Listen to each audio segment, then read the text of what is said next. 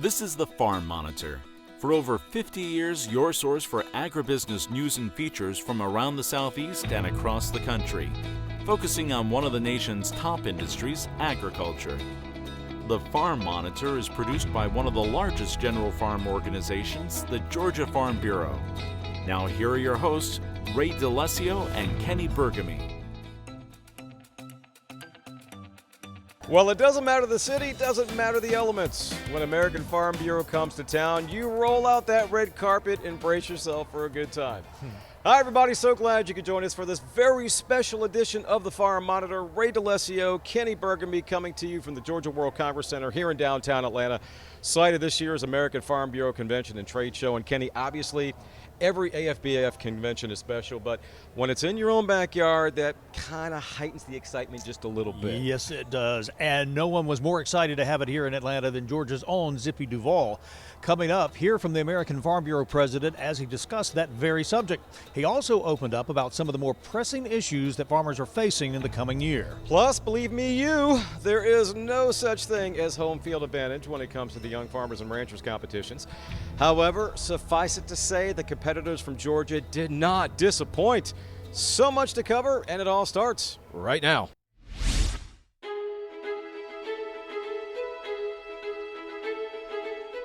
With the Atlanta spotlight shining on AFBF, everyone knew beyond a shadow of a doubt that this convention would be a special one.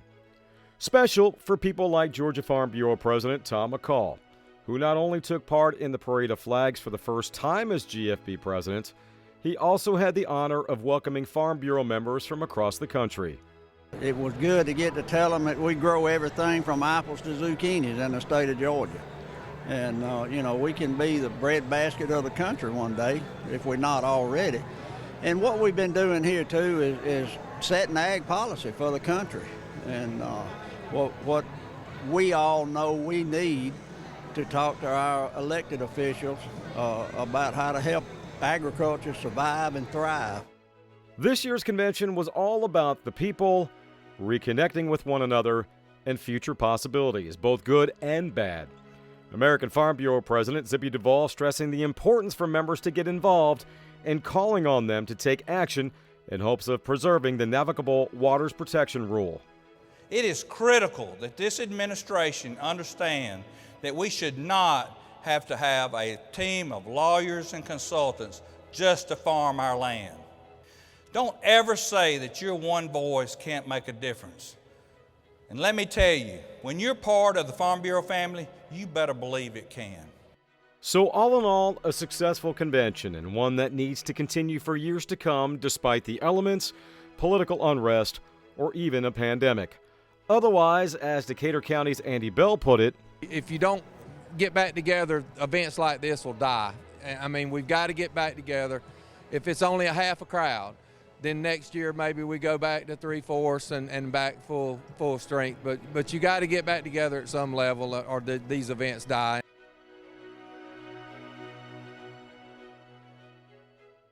One thing about Georgia Farm Bureau, its future looks very promising, and it all starts with the Young Farmers and Ranchers program. A lot of talent in that group, and as John Holcomb reports, Floyd County's own Cleve Jackson held his own during this year's national discussion meet.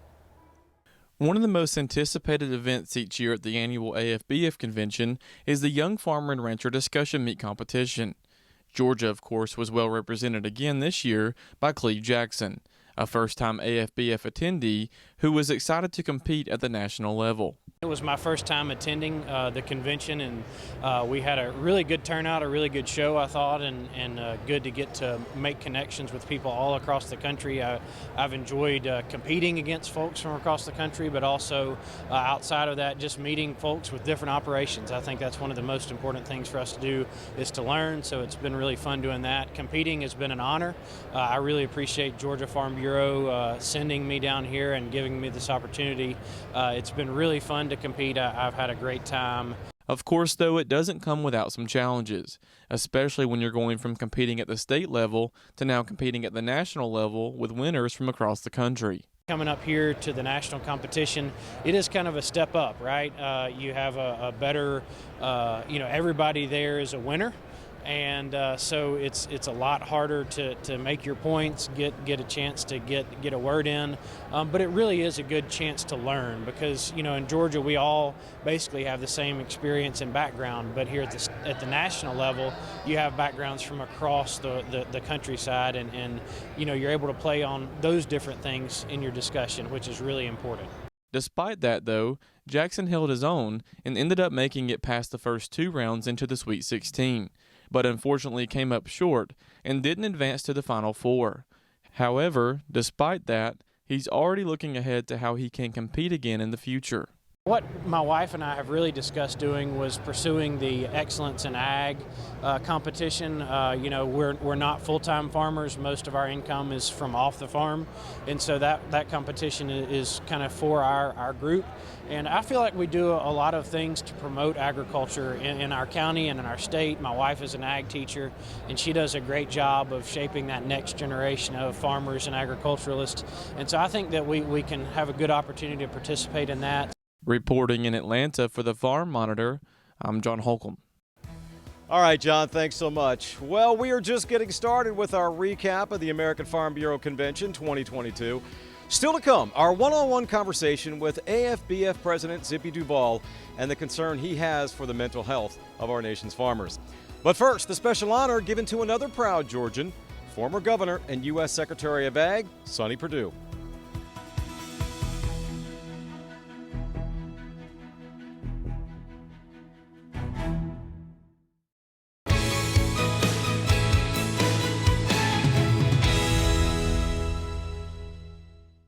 All right, welcome back to the Farm Monitor as we continue to recap the 2022 American Farm Bureau Convention from here in downtown Atlanta. We'll talk about some impressive numbers. In its first year, it has logged over 31,000 miles, visited 63 counties, and reached close to 650 teachers. I am referring to this beautiful piece of machinery in front of us, the widely popular Georgia Ag Experience. What an impact it has made. Of those nearly 650 teachers, 98% of the ones who were surveyed said they are now more likely to incorporate ag into their lesson plans. And if that wasn't enough, there's this incredible factoid. We found out that we visited almost around 17,000 kids last year, and about 80% of those students were eligible for free and reduced lunch.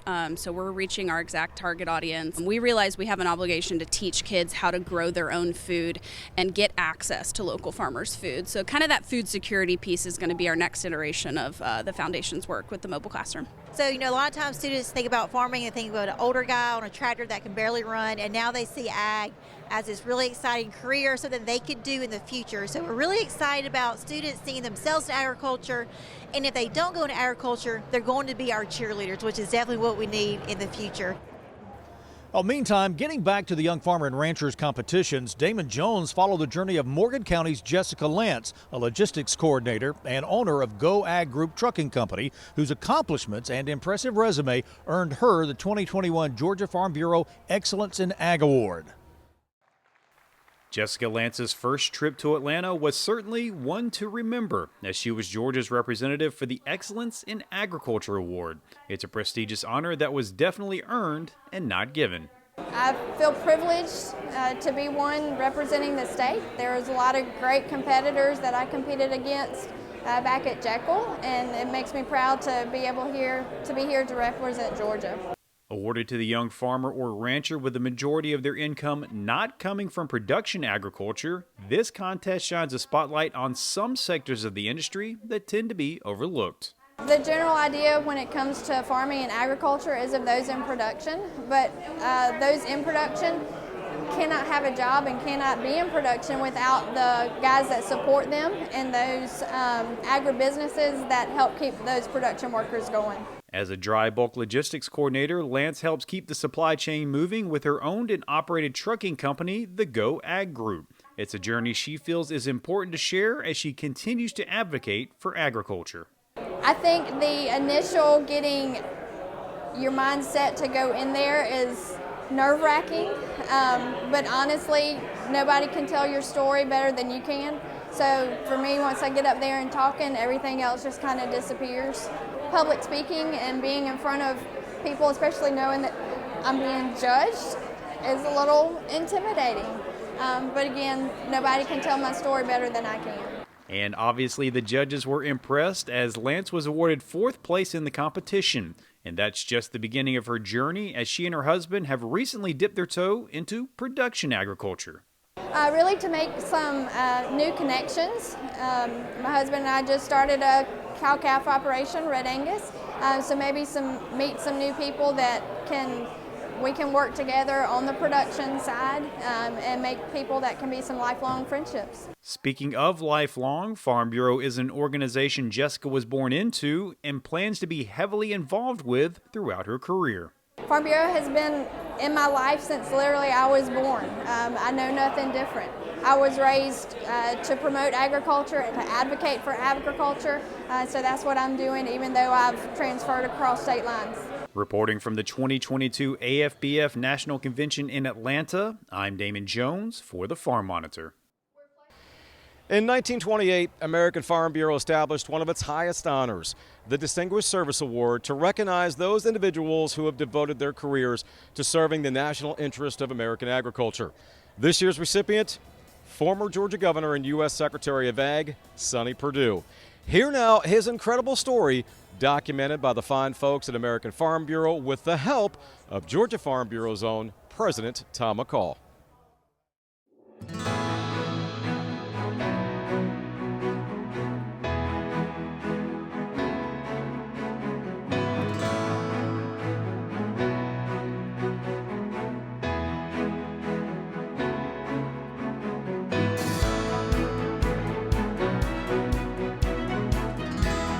Sonny Perdue may be the most qualified person ever to serve as U.S. Secretary of Agriculture.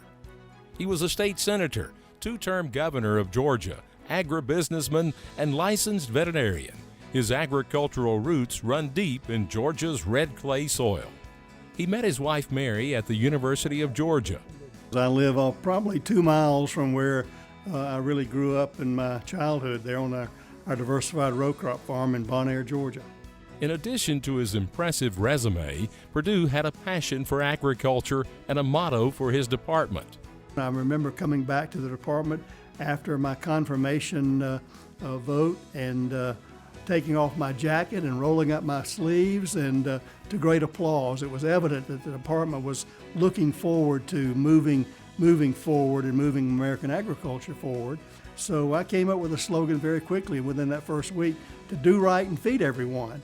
And it's so amazing how that motto is stuck. Welcome, Mr. President. Hey, Mr. Secretary. What an honor you, having sir? you visit us down here. He is only the second person from the Southeast to hold the office of Secretary. Southern agriculture is not the same as agriculture all over the United States. Ag is ag, but we grow so many different crops in different ways here than they do in the Northwest or the Midwest even. Till we were proud to have somebody that understood what the South does. After taking office, Perdue embarked on an ambitious agenda to visit farmers and ranchers in all 50 states, and he did it in just 15 months. Did I ever learn a lot? What I learned, though, most importantly was whether their accents were different, whether their crops were different, whether their orchards or all the kind of production they were doing, the heart of the farmer was the same wherever you went. As the top official for food and agriculture, Perdue faced stiff challenges: natural disasters, a trade war with China, low farm commodity prices, and the COVID-19 pandemic. Also, President Trump wanted to withdraw from NAFTA. He blamed it for a loss of manufacturing jobs to Mexico. That was the second day after my confirmation I was called over there. Secretary Wilbur Ross said, "What would happen if we withdrew from NAFTA?" I said, "Woo." After gasping, I said it would be bad because NAFTA had actually been good for agriculture with the trade in Canada and Mexico. NAFTA was replaced with a new trade agreement, the USMCA. The Secretary also helped prevent a farm labor crisis with the H-2A program during the pandemic. What he did with the president, getting people here to harvest the crops that would have ruined in the field if we hadn't had labor in a timely manner, was one big accomplishment. How many cows y'all milking now? Perdue worked with the administration to provide financial assistance to farmers during trade disputes. He also implemented the Wildfire Hurricane Indemnity Program, or WHIP. Come here, girl. His experience as a veterinarian was useful in dealing with tough issues. The education taught me how to think, how to make decisions. We call them, in medicine, you call them differential diagnoses. But you look at this test, you look at this, you feel, you analyze, and then you make a decision which way to go. The American Farm Bureau also was helpful to him during his time in office. Helpful. Farm Bureau was extremely helpful in helping introduce me to farmers all across the country. I consider it the premier agricultural organization based on its grassroots of really listening to policy being bubbled up from all across its constituency. In nominating Sonny Perdue as secretary, President Trump said he was known, trusted, and respected. He has earned American Farm Bureau's gratitude and its highest honor. To be the recipient of this award is really a tremendous honor. Sonny Perdue, the 2022 winner of the American Farm Bureau Distinguished Service to Agricultural Award. Who says you can't come home, right? Speaking of which, after the break, American Farm Bureau President Zippo Duvall on his return to Georgia and getting to spend the convention week where it all started.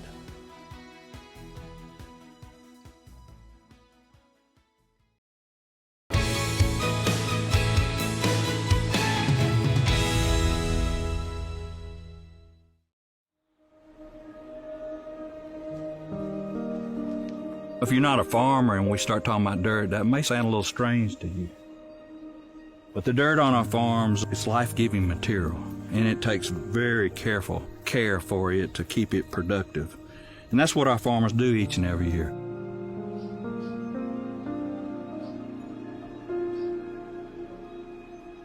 Well, sustainability is everything to a farmer because we want our farms to live on for other generations.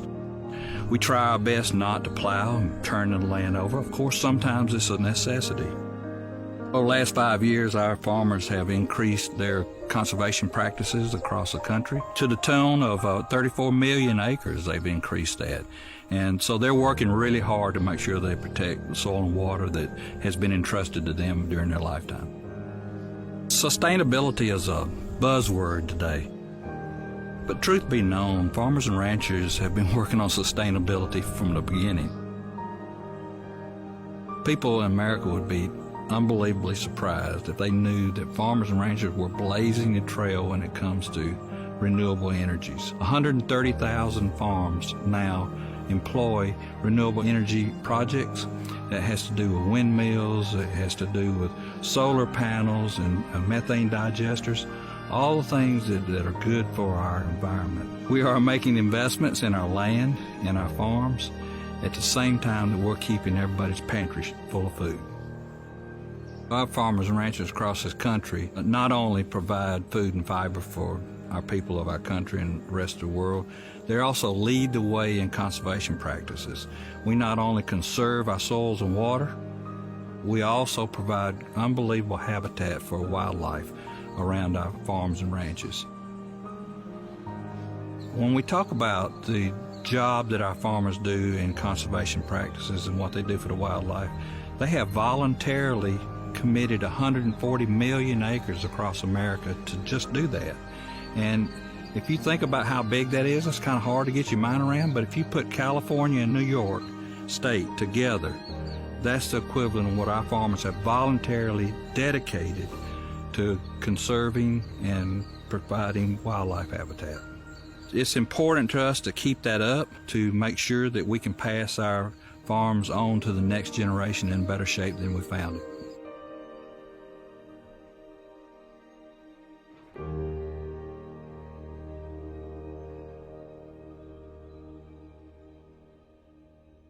Not just words, but words spoken directly from the heart. And as Zippo Duvall begins year 7 as American Farm Bureau president, he does so with an ag industry facing some of its biggest challenges, both on and off the farm, from maneuvering through a global pandemic to the mental health of our nation's farmers.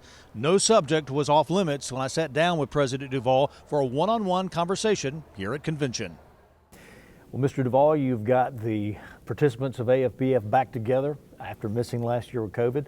Talk to me about this experience of bringing everybody back together here in Atlanta this year. Well, it's really exciting to have people meeting face to face again. And of course, we may have a smaller crowd, but it's still going to be a great convention. We're looking forward to seeing everybody. I've been walking the halls and looks like everybody's smiling and having a good time. Let's talk about some issues. The president made some comments when it comes to the meat industry. Some people did not take that quite well.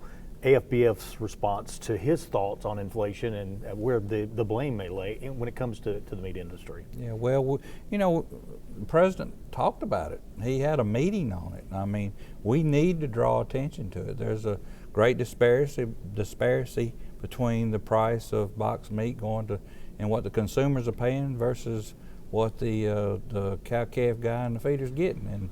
And we need to find out, get to the bottom of what's going on there. Another challenge is the repeal and replace when it comes to clean water rules. That has been a roller coaster ride over the last, 10, 15, 20 years now. Yeah. Where are we headed with that? Well, we're very disappointed that we're going to rewrite that rule. We really thought under the Trump administration that we went to extremes to make sure that we wrote a rule that was easy for our farmers to interpret, and that it gave us the rules that we needed to provide clean water for our country. And obviously this administration doesn't agree with that, and they want to go back and rewrite it. So, you know, we're working hard to make sure that we keep our seat at the table, make sure that our policy's in front of them, and try to minimize any damage that might be done in that area. But it is crucial that we make sure that navigable waters is in that rule, and it's defined correctly. There is so much stress on producers across the country, mental stress. We're hearing so much about that. We feel like there's inroads being made.